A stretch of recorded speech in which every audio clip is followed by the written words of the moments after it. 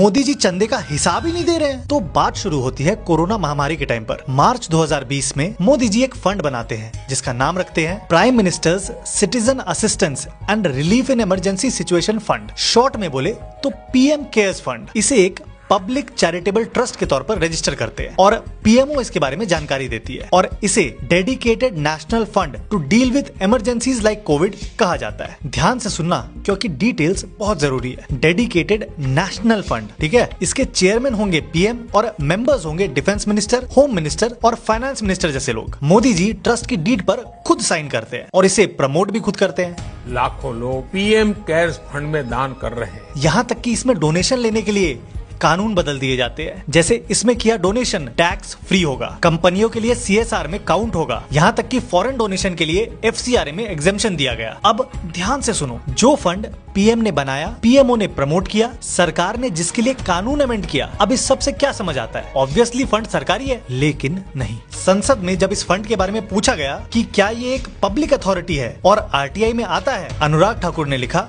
No sir. बस अब आपको लग सकता है थोड़ा मोड़ा चंदा उठाया होगा, उसकी जानकारी नहीं भी देंगे तो क्या हुआ, लेकिन चंदा उठाया कितना पता है? ब्याज के पैसे जोड़ के 2019-20 में 3000 करोड़, 2020-21 में लगभग 8000 करोड़, 21-22 में लगभग 2000 करोड़ और 2022-23 में लगभग 1000 करोड़। यानी सिर्फ 4 सालों में 14,000 करोड़ रुपए, 14,000 करोड़। इतना सारा पैसा चंदे के रूप में उठाया गया। यहाँ तक कि सरकारी कंपनियों ने भी भर भर के चंदा दिया सीएसआर के नाम पर। अब चलो ठीक है, अच्छे काम के लिए फंड बनाया है, लेकिन एक नए फंड बनाने की जरूरत क्यों पड़ गई? क्या ऐसा कोई फंड पहले से एग्जिस्ट नहीं करता था? बिल्कुल करता था। नाम था नेशनल डिजास्टर रिलीफ फंड, जो पब्लिक, कंपनियों सबसे चंदा ले सकता है। लेकिन एक प्रॉब्लम है, इस पैसे का सरकार को हिसाब देना पड़ता है और सीएजी इसका ऑडिट करती है। मोदी जी चाहते तो इसी फंड को यूज कर सकते थे, लेकिन उन्होंने ऐसा नहीं किया और पैसे ऐसी जगह डलवा दिए जहां किसी की कोई जवाबदेही नहीं है। पैसे किसने दिए, कितने दिए, वो पैसे खर्च कहाँ हुए, उसका टेंडर, प्रोक्योरमेंट, वेंडर सिलेक्शन,